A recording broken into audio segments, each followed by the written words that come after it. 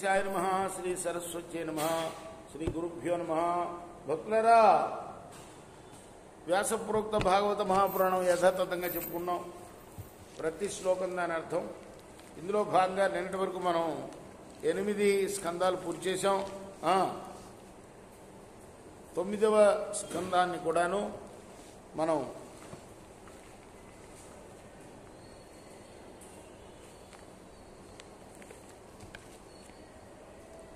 పద్నాలుగు భాగాలుగా చదువుకున్నాం. ఈ రోజున 15వ భాగం చెప్పుకునే ముందు వ్యాస భగవాన్ని ప్రార్థన చేసుకుందాం.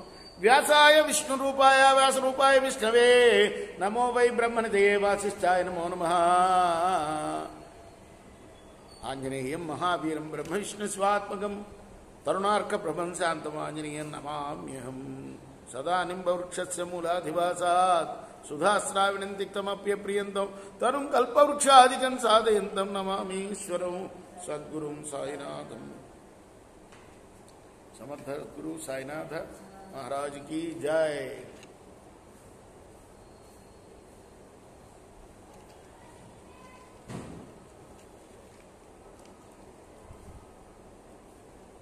అంశుమాంశ్చోదితో రాజ్ఞ తురంగాన్వేషణే యయౌ పితృవ్య ఖాతానుపదం భస్మాంతి దదృశ్యోయే హయము. అసమంజసుడి యొక్క కుమారుడైన అంశుమంతుడు తన తాత అయిన సగర మహారాజు చేత ఆదేశింపబడి యజ్ఞాశ్వాన్ని వెదకటం కోసం బయలుదేరాడు.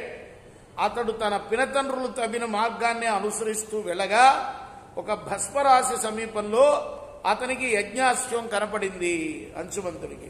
అంశుమానువాచ కాదు, ఇంకో శ్లోకం. తత్రాసీనం మునిం దీక్షాకమలాక్షమధోక్షజం అస్తోత్ సమాహిత మన ప్రాంజలి ప్రణతోమాన్.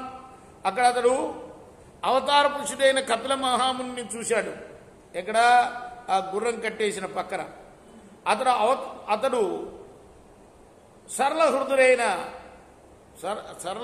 హృదయుడై నమస్కారం పెట్టి కపిల మహర్షికి ఏకాగ్ర చిత్తుడై స్తుతించడం మొదలుపెట్టాడు కపిల మహర్షిని. నపశ్యతి త్వాం పరమాత్మనో జనో నబుజ్యతేద్యాపి సమాధియుక్తిభిః కుతో పరే తస్య మనః శరీరధి విసర్గ సృష్టావయమ ప్రకాశ.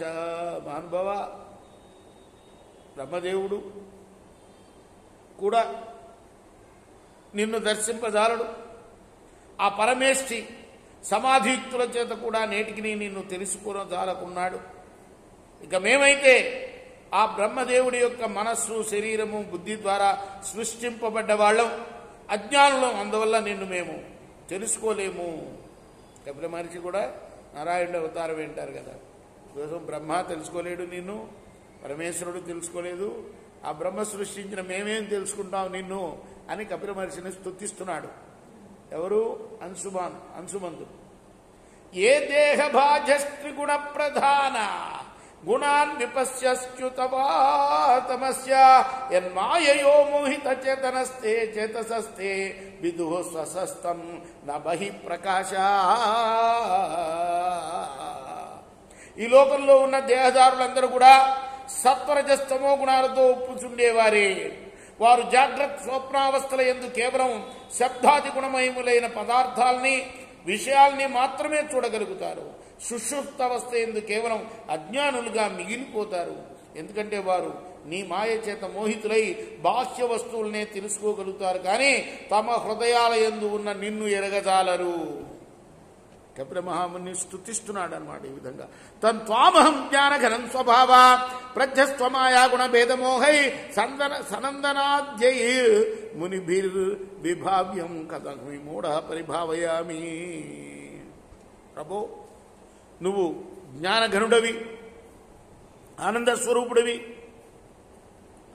ఆత్మ స్వరూప భావం చేత, స్వరూప అనుభవం చేత మాయాగుణ జనితులైన భేదభావాన్ని, దానికి మూలమైన అజ్ఞానాన్ని పారదోరిన సనందనాది మహర్షులు కూడా నిన్ను తమ ధ్యానం ద్వారా గ్రహింపగలరు, కానీ ప్రత్యక్షంగా మాత్రం చూడజాలరయ్యా.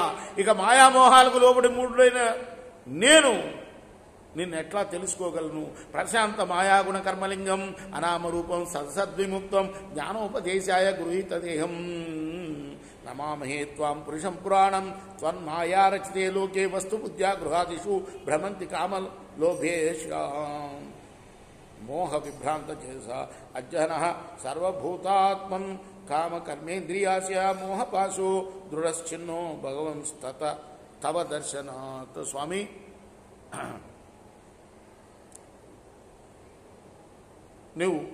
నీకు సత్వాది మాయాగుణాలు, వాటి కారణంగా ఏర్పడిన కర్మలు, అట్టి కర్మల సంస్కార జనితమైన లింగ శరీరం లేవు. నువ్వు నామరూపరహితుడివి. శుభ అశుభ ఫలితాలు నిన్ను బంధించవు. సుఖ దుఃఖానుభవాల కోసం కాక కేవలం లోకానికి జ్ఞానోపదేశం చేయడం కోసమే నువ్వు కపిల మహర్షిగా అవతరించావు. అటువంటి పురాణ పురుషుడైన నీకు నమస్కారం. ఓ దేవా, ఈ ప్రపంచం నీ మాయ చేతనే రూపొందింది. దీన్ని సత్యంగా భావించి కామ లోభ ఈర్ష మోహం మొదలైన వికారాలచే బద్ధులైన జనులు గృహాదుల యందు పరిభ్రమిస్తూ ఉంటారు. ఆ కారణంగా వారు జనన మరణ చక్రంలో చిక్కుకుంటారు. సకల ప్రాణుల యందును అంతర్యామిపై విలసిల్లుచుండే పరమాత్మైన ఓ ప్రభో, నేడు నీ దర్శనం వల్ల కామ్యములు, కర్మలు, ఇంద్రియానుభవములు మొదలగు వానికి కారణమైన దృఢమైన మోహపాశము విచ్ఛిన్నమైపోయిందయ్యా. శ్రీ సుఖవాచ యుద్ధం గీతానుభవాస్తం భగవాన్ కపిలోమి అంశుమంతో వాచేతన్ అనుగృహ్య ధియాన్. సుగుడు చెప్తున్నాడు, పరీక్ష మహారాజా, అంశుమంతుడు భగవంతుడైన కపిలుడి ప్రభావాన్ని గురించి కీర్తించగానే ఆ మహర్షి అతని ఎడ అనుగ్రహ బుద్ధిని చూపాడు. రేపు మనం మిగతా భాగం 16వ భాగంలో చెప్పుకున్నాం. తర్వాత భాగం కృష్ణార్పణం. సాయి శ్రీ సచ్చిదానంద సద్గురు సాయినాథ్ మహారాజ్ की जय. చేకోరా హారతి ఇదిగో సద్గురునాథ దేవ సాయినాథ. పాంచభూతి తత్వములనే హారతిలిత్తుమురా. నిర్గుణం మగస్థితే వీడి ఎట్లి ఆకారం పొందితి ఓ సాయిరామ్.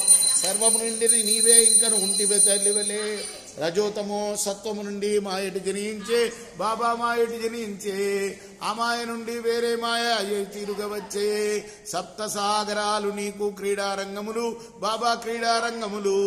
నీ లీలాతల విస్తారణకే విశ్వము సృష్ట్యాయే. బ్రహ్మాండముల రచనము మాకు ఎలా చూపేవు